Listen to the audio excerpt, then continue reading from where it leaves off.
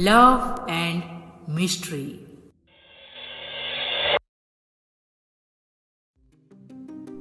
राघव अपनी पत्नी सुनीता और 7 साल का बेटा रोहन के साथ शहर से दूर किसी एक पहाड़ी इलाके में अपना ऑर्गेनिक फार्मिंग शुरू करने को प्लान कर चुका था। इसीलिए वो शहर में अपना फ्लैट बेच के तारागिरी हिल स्टेशन के पास 2 एकड़ की एक अच्छी खासी जमीन खरीद ली। उस जमीन पे पहले से ही एक डुप्लेक्स विला बनके तैयार था। बस काफी दिनों से यह विला बिक नहीं रहा था, तो इसीलिए इसका वैल्यू भी बहुत गिर चुका था। इसी का फायदा उठा के राघव इतनी बड़ी जमीन बहुत ही अच्छे डील में परचेज कर लिया। और आज राघव, सुनीता और रोहन उसी नए घर में शिफ्ट होने जा रहे थे। राघव, देखो ना कितना लेट हो गया है। बोल रही थी आज नहीं चलते, कल सुबह निकलते तो क्या बिगड़ जाता। देखो अब तो रात हो चुकी है, रास्ता और भी आधा घंटा बाकी है और ऊपर से इतना सुनसान, कोई आ जा भी नहीं रहा यहाँ से। सुनीता, तुम खामखा टेंशन ले रही हो। देखो अपने बेटे से कुछ सीख लो, कैसे बिंदास पीछे बैठ के बाहर का नजारा एंजॉय कर रहा है। वो तो नहीं डर रहा। अरे रात में ट्रैवल करने का मजा ही कुछ और है। सुनीता का ऐसे डरना अपने आप नहीं हुआ है। उसके कानों में पहले ही ये बात पड़ चुकी है कि देर रात को इस जंगल से होकर जाना मतलब अपने मौत को गले लगाना। क्योंकि सुना गया है यहाँ जंगल के बीचों बीच एक पुराना बरगद का पेड़ है जिसमें कोई शैतान रहता है। आज तो रात के करीब करीब 12 बज चुके हैं। अब ऐसे आधी रात को जंगल के रास्ते से उसी डरावनी पेड़ के पास से होकर गुजरना कितना सही है, ये तो आप अंदाज लगा ही सकते हैं। सुनीता अंदर ही अंदर बहुत डरी हुई थी और जैसे ही वो लोग उसी बरगद पेड़ के पास पहुंचे तो अचानक से उनकी गाड़ी बंद पड़ गई। राघव बार बार कोशिश करने के बाद भी गाड़ी स्टार्ट करना उसके बस में नहीं था। पापा, क्या हुआ है?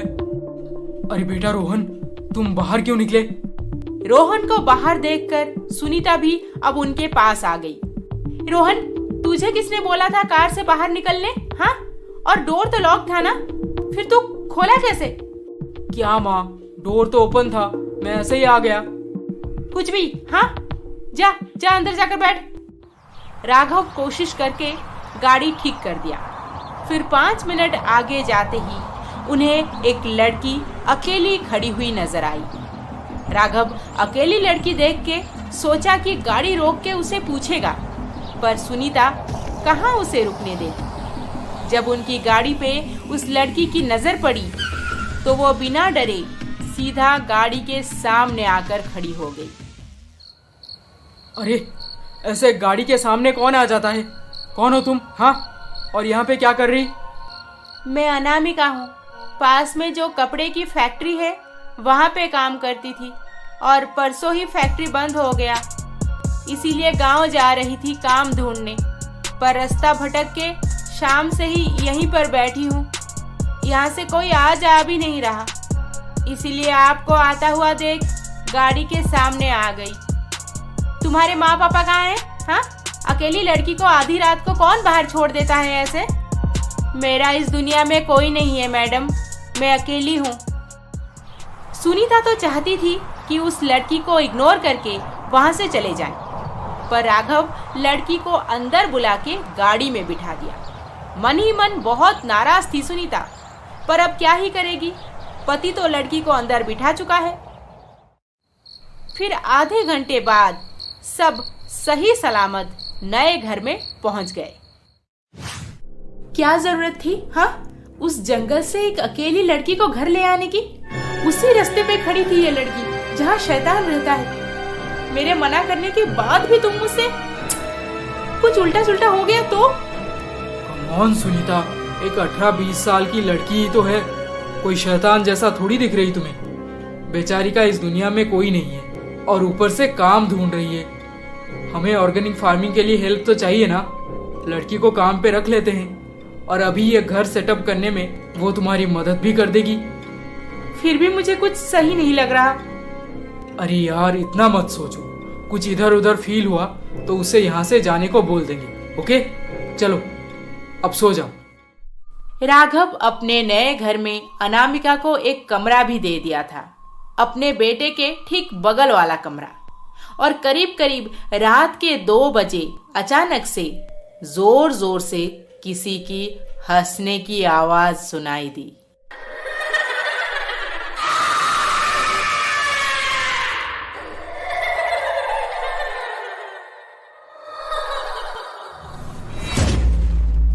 सुनीता और राघव ये सुन के बहुत डर गए और अपने कमरे से निकलकर सबसे पहले रोहन को ढूंढे, पर रोहन अपने कमरे में था ही नहीं।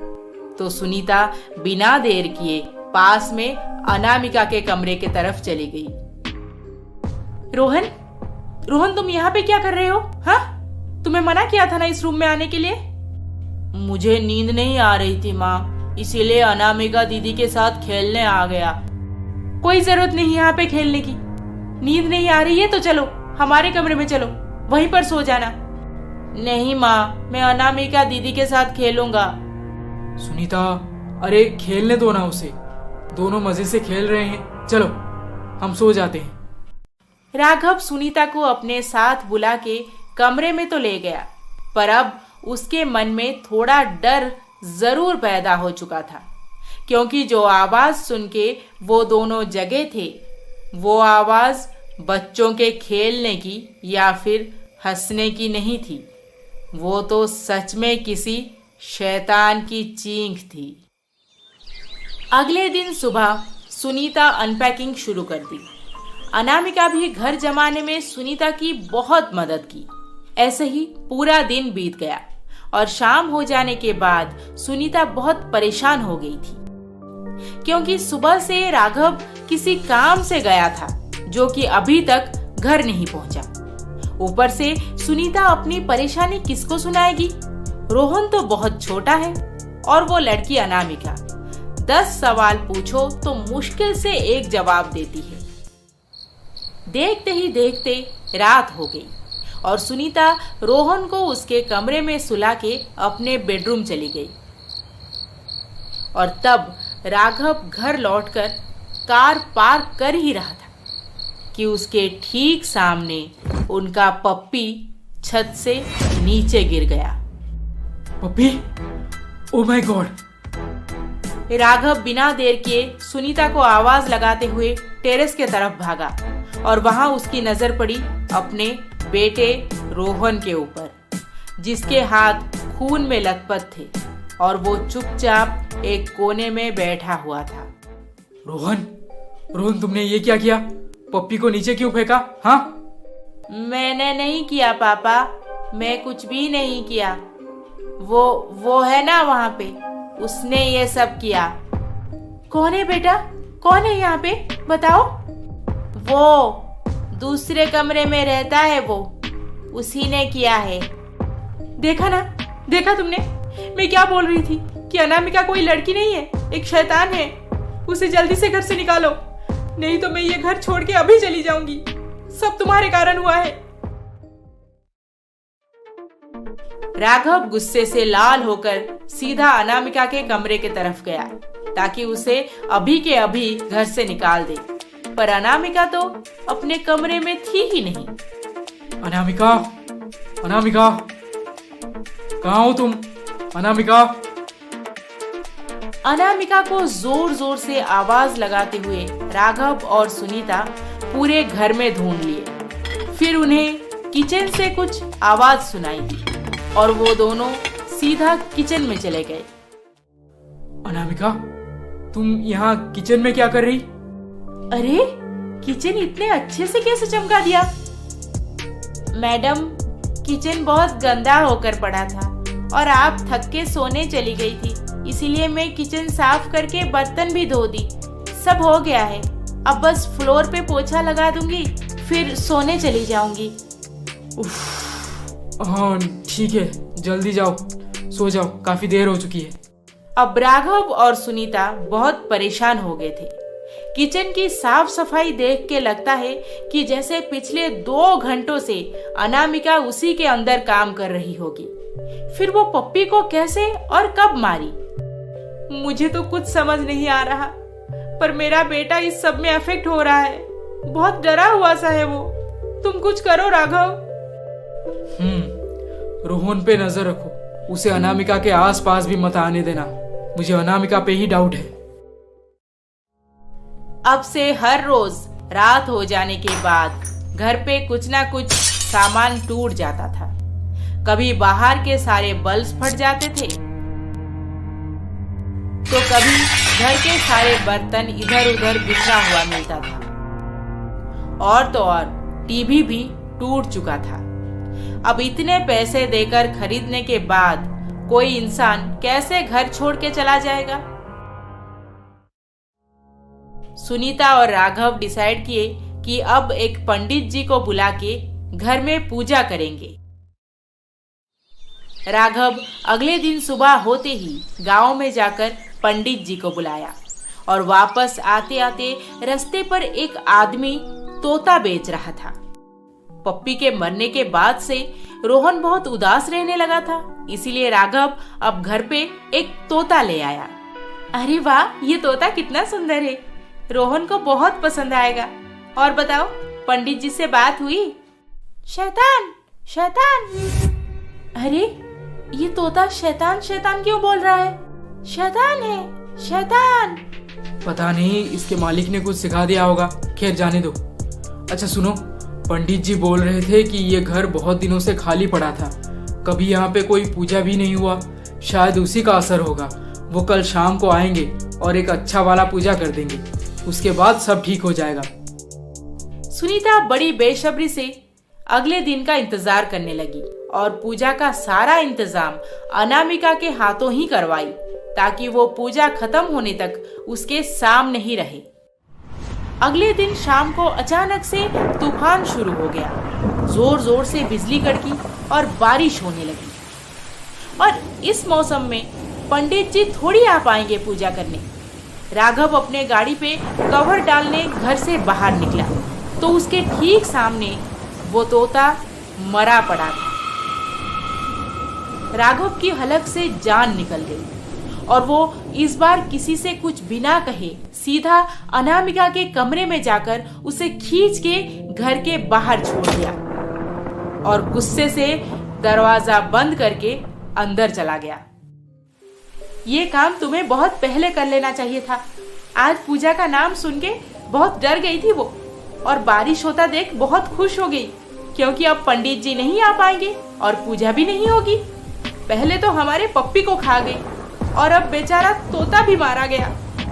मैंने उस लड़की को सीधा सीधा बोल दिया है कि हमारे घर के आसपास भी मत दिखना, नहीं तो जैसे वो हमारे पप्पी और तोता को मारी है उसे भी मैं वैसे ही मार डालूंगा।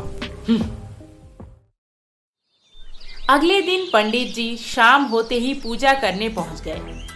पूजा का सारा इंतजाम बहुत अच्छे से हुआ था। राघव और सुनीता पूजा में बैठ गए। रोहन को बुखार होने की वजह से वो अपने कमरे में आराम कर रहा था। हवन शुरू होते ही घर के बाहर कुछ टूटने की आवाज सुनाई दी, पर पंडित जी इन्हें समझाए कि पूजा के दौरान यहाँ से मत उठना, चाहे जो भी हो जाए। जैसे जैसे हवन बढ़ता गया वैसे वैसे घर के बाहर अजीब सी आवाजें सुनाई देने लगी और राघव सोचा कि वो बाहर जाकर देख आएगा आखिर क्या बात है। पर पंडित जी उन्हें साफ साफ समझाए कि जब तक पूजा खत्म नहीं हो जाती तब तक कोई भी पूजा के आसन से नहीं उठेगा। पंडित जी का कहा मानकर दोनों पति पत्नी पूजा में बैठे तो थे, पर उनका मन नहीं मान रहा था, क्योंकि अब वो आवाज बढ़ने के साथ साथ घर के अंदर के सामान भी टूटने लगे थे। किचन से बर्तन के गिरने की आवाज आ रही थी और फर्नीचर तो मानो जैसे हवा में उड़ के इधर उधर गिर रहे थे। सुनीता मन ही मन बेचैन हो रही थी क्योंकि उसका बेटा रोहन अंदर अपने कमरे में जो सो रहा था। कहीं उसके साथ कुछ अनहोनी ना हो जाए। तभी अचानक से घर की सारी बत्तियां बंद हो गई। घर के बाहर जितने भी बल्ब लगाए थे वो सब एक एक करके फट गए। सुनीता खुद को और संभाल नहीं पाई। राघव, ये क्या हो रहा है? मुझे तो कुछ समझ नहीं आ रहा। तुम रोहन को उसके कमरे से ले आओ ना जाकर, वो अकेला सो रहा है। और ये जो सब। मैं अभी जाकर ले आता हूँ उसे, तुम डरो मत। रुको, पहले भी बोला है तुम्हें कि आसन से मत उठना, नहीं तो गजब हो जाएगा। क्या पंडित जी, हमारा 5 साल का बच्चा कमरे में बंद है और आप हमें नियम समझा रहे हैं। देखो राघव, यहाँ से मत उठना, नहीं तो हम में से कोई नहीं बचेगा। क्या पंडित जी, मैं अभी आया, 1 मिनट में। राघव रोहन को जाकर उसके कमरे में ढूंढा तो रोहन वहां पे था ही नहीं। फिर उसे लगा इतने जोर जोर से आवाज सुनाई दे रही थी तो शायद रोहन उठ के घर के बाहर चला गया होगा। वो रोहन को आवाज लगाते हुए घर के बाहर चला गया। सुनीता भी राघव को बाहर जाता देख खुद उसके पीछे पीछे चल दी। पर सुनीता, ये पेड़ कैसे गिर गया? इतना बड़ा पेड़। कल इतनी तेज तूफान में भी खड़ा था ये पेड़, और आज ऐसे कैसे टूट गया? इस पेड़ में शैतान रहता था और आज पूजा के वजह से गुस्सा होकर पेड़ को गिरा दिया। शैतान? पर वो तो जंगल के बरगद में रहता है ना, यहाँ पे कैसे? याद करो, कुछ ऐसा हुआ होगा जो वो तुम्हारे साथ साथ इसी घर में आ गया है।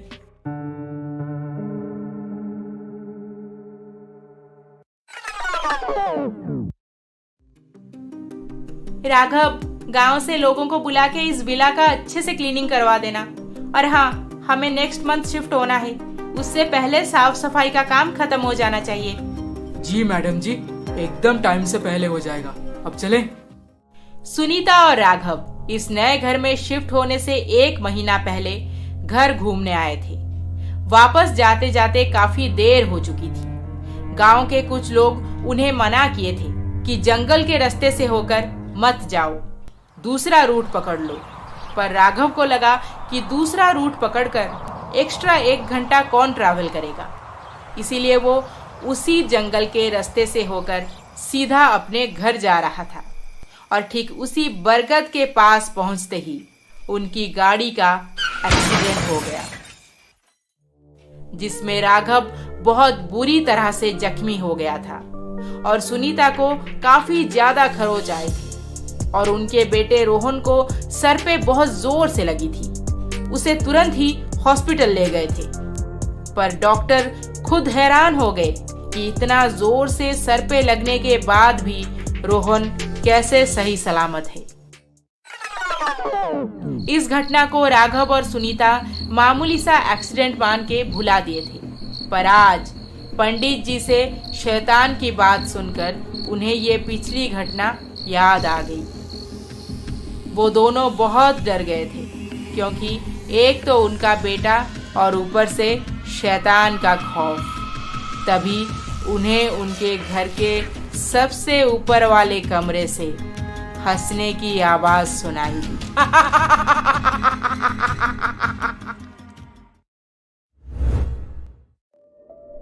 ये कहानी आपको कैसी लगी हमें कमेंट करके जरूर बताएं। और अभी तक आपने हमारे इस चैनल को सब्सक्राइब नहीं किया है तो जल्दी से सब्सक्राइब करके बेल आइकॉन दबा दीजिए, वरना